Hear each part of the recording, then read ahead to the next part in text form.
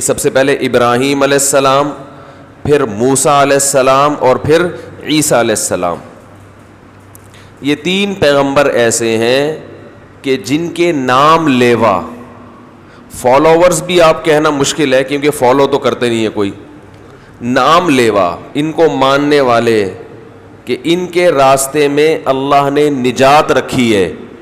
آج بھی دنیا میں سب سے زیادہ ان کو ماننے والے لوگ بولو بھائی موجود ہیں. دنیا کا سب سے بڑا مذہب عیسائیت ہے. وہ کس کو مانتے ہیں؟ عیسیٰ علیہ السلام. عیسیٰ علیہ السلام کی تو نہیں مانتے لیکن بہرحال ان کو مانتے ہیں کہ ان کی ماننی چاہیے، اتنا مانتے ہیں. وہ مانتے ہیں کہ نجات کس میں ہے. بھائی دنیا کا سب سے بڑا مذہب عیسائیت ہے نا. جرمن ہے، جرمنی میں عیسائی ملیں گے، امریکہ میں ملیں گے، لندن میں ملیں گے، پتہ نہیں کہاں کہاں، پوری دنیا میں، پاکستان میں، انڈیا میں، ہر جگہ. وہ الگ بات ہے کہ کچھ دنوں میں اسلام بن جائے گا دنیا کا سب سے بڑا مذہب انشاءاللہ. یہ تو رپورٹیں ہیں ان کی. اور اسلام کیوں بنے گا؟ دو وجہ سے. ایک تو یہ کہ ادھر سے بہت بڑا مال ادھر آ رہا ہے، یعنی ادھر کے لوگ کنورٹ ہو رہے ہیں کس میں؟ یہ جو لوگ کہتے ہیں نا اسلام تلوار سے پھیلا ہے، تو آج تو مسلمان مغلوب ہیں، اب اسلام اتنی تیزی سے کیوں پھیل رہا ہے دنیا میں؟ سب سے زیادہ جو فالوورز ہیں دنیا میں وہ کس کے ہیں؟ حضرت عیسیٰ علیہ السلام کے، جو میرا اصل موضوع چل رہا تھا. حضرت عیسیٰ علیہ السلام کے بعد سب سے زیادہ فالو کیا گیا حضرت موسیٰ علیہ السلام کو. علماء نے پیغمبروں کے درجات بیان کیے ہیں. سب سے بڑا رتبہ محمد صلی اللہ علیہ وسلم کا، اس کے بعد حضرت ابراہیم علیہ السلام کا، اس کے بعد حضرت موسیٰ علیہ السلام کا، اور اس کے بعد حضرت عیسیٰ علیہ السلام کا. یہ چار پیغمبر اس ترتیب سے ہیں رتبے میں، مقام اور مرتبے میں. تو حضرت موسیٰ علیہ السلام کو بھی شریعت دی گئی. اللہ نے کنیکشن قائم کیا بنی اسرائیل سے، کس کے ذریعے؟ موسیٰ کلیم اللہ کے ذریعے. اور اللہ حضرت موسیٰ کو کوہ طور پہ بلا کے خود کلام کرتے اور کہتے جاؤ اپنی قوم کو میری طرف سے یہ پیغام پہنچا دو.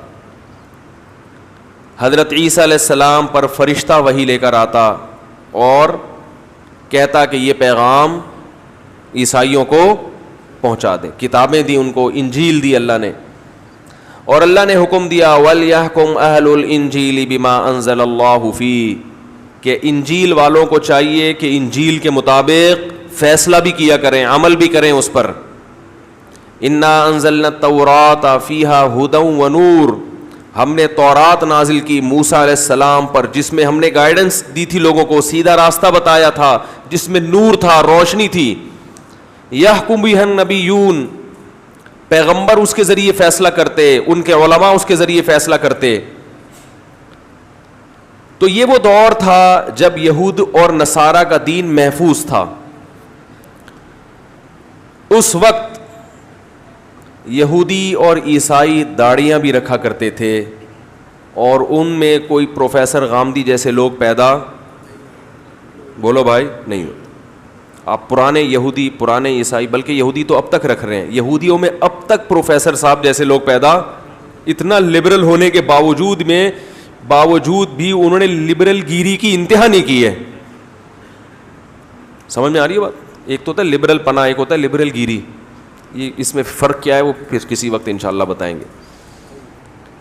وہ اتنے لبرل اب تک وہ بھی نہیں بنے، آج بھی داڑیاں رکھتے ہیں وہ. تو وہ ایک دور تھا کہ ان کی شریعت محفوظ تھی، وہ اس پر عمل کرتے تھے.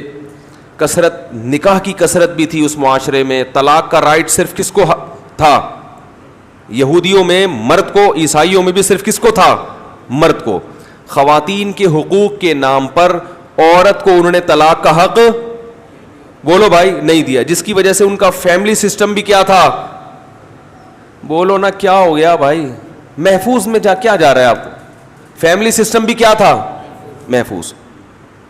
آہستہ آہستہ ان میں بھی فضول قسم کے پروفیسر پیدا ہونا، بولو بھائی، شروع، جو ایکچولی کر کے نا باتوں کو گھما کے، ایکچولی اس میں عیسائیوں کا تو بالکل ہی بیڑا غرق ہو گیا نا بیچاروں کا. انہوں نے اخلاقیات کو زور دیا، اخلاقیات، اخلاق اخلاق اخلاق اخلاق اخلاق اتنا. میں نے ایک بیان کیا تھا نا، ایک خاتون کا فون آیا، انہوں نے کہا کہ بھائی وہ اخلاق پر میں نے بیان سنے، تو وہ یک طرفہ بیان سنے تھے نا انہوں نے، وہ غلط فہمی کا شکار ہو گئیں، یک طرفہ بیان سنے انہوں نے. تو اسلام میں ایک حدود ہیں، اخلاق کی بھی ایک حد ہے. اس حد تک بچہ 7 سال کا ہو جائے، محبت سے کہو، 10 سال میں بھی نماز نہیں پڑھے، پھر اخلاق نہیں ہے، پھر مارو، کٹائی لگاؤ اس کی. کیوں نہیں پڑھ رہا بھائی؟ تو مسلمان گھر میں پیدا ہوا ہے، تو صرف کھانے پینے کے لیے پیدا ہوا ہے یہاں پہ کیا؟ تیرے ابا کا کام صرف یہ ہے کہ تجھے انڈے پراٹھے کھلاتا رہے صبح سے شام، اور تیرے رب کا کام بھی یہ بس تجھے کھلاتا رہے، اس کی کوئی عبادت نہیں ہے. 10 سال میں بچے کے کیا لگیں گے؟ چترول لگیں گے. تو دین فطرت ہے، اعتدال کا راستہ بتایا اس نے، اعتدال کی راہ سکھائی اس نے.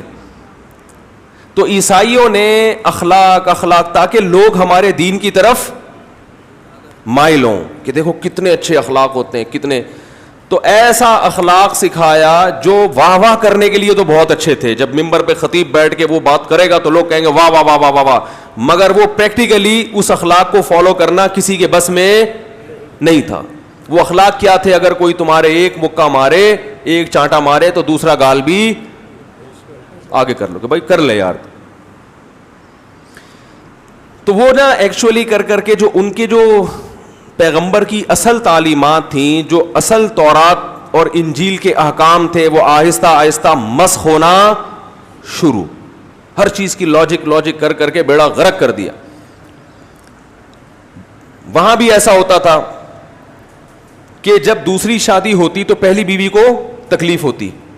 تو یہ چونکہ اخلاق کے خلاف تھا کہ آپ بیوی کو تکلیف دے رہے ہیں، وہ رو رہی ہے، اس کے موٹے موٹے آنسو دیکھ رہے ہیں. تو انہوں نے کہا، پادریوں نے کہا یار یہ بڑا خطرناک منظر ہوتا ہے جب دوسری شادی ہوتی ہے، بیوی کیا گزرتی ہے. تو اخلاق کا تقاضا یہ ہے کہ کتنی ہوں گی؟ ایک. اللہ کے دین میں اپنی عقل لگائی تو اس ایک کو تو فائدہ پہنچا دیا، اور ہزاروں لاکھوں لڑکیوں کا بیڑا، بولو بھائی، غرق.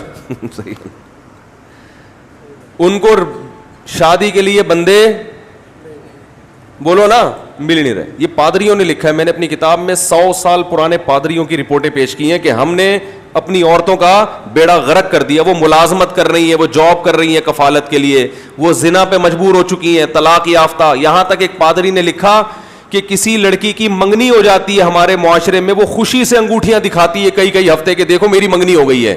ایسا بیچاری کو معاشرے میں بنا دیا. آج بھی مسلمان میں بھی یہی ہے، مسلمانوں میں بھی یہی ہے.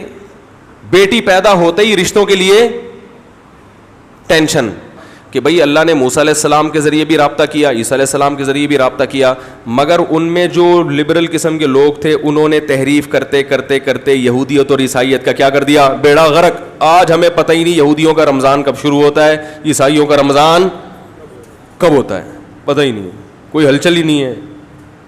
تو وہ نہ تراویح ہے، نہ ان کی کوئی تلاوت ہے، بس وہ تھوڑے بہت 2-4 مصومی رسومات رہ گئی ہیں. اللہ کا شکر ہے، اللہ نے اسلام کی حفاظت کا وعدہ کیا علماء کے ذریعے، کیونکہ نبی نے صحیح حدیث آتی ہے کہ العلماء ورثۃ الانبیاء، علماء انبیاء کے وارث ہیں. تو علماء کے ذریعے اللہ نے حفاظت کی. اہل حق علماء، برے بھی ہوتے ہیں اچھے بھی ہوتے ہیں، تو ان کے ذریعے اللہ نے حفاظت کی، جس کا یہ نتیجہ ہے کہ آج مسلمانوں کا رمضان بھی محفوظ. آج میں فجر میں لوگوں کا رش دیکھا، بڑی طبیعت خوش ہوئی. میں نے کہا دیکھو 3-4 بجے اٹھنا، اس وقت سحری کرنا، اپنی نیند کو خراب کرنا، پھر عبادت کے لیے اس ٹائم پہ اتنا بڑا مجمع مسجد میں حاضر ہو، جبکہ محمد صلی اللہ علیہ وسلم کی دعوت کو 1400 سال گزر چکے ہیں. 1400 سال کے بعد بھی اتنا زندہ ہے اسلام. یہ اس دین کے برحق ہونے کی علامت ہے. جب بھی رمضان آتا ہے پوری دنیا میں پتہ چلتا ہے کہ رمضان آ رہا ہے، سارا پوری ترتیب چینج ہو جاتی ہے. تو الحمدللہ 1400 سال کے بعد بھی آج اسلام محفوظ ہے. یہود و نصارہ کا دین محفوظ نہیں ہے. تو یہ بھی اسلام کی حقانیت کی ایک بہت بڑی دلیل ہے کہ یہ آخری نبی ہیں. اللہ نے کہا کہ اب اس کو اس میں آئیں گے لبرل لوگ بھی جو کوشش کریں گے ایکچولی کر کے, لیکن علماء اس کا دفاع کر کے صحیح اور حق اور باطل میں امتیاز, بولو نا بھائی,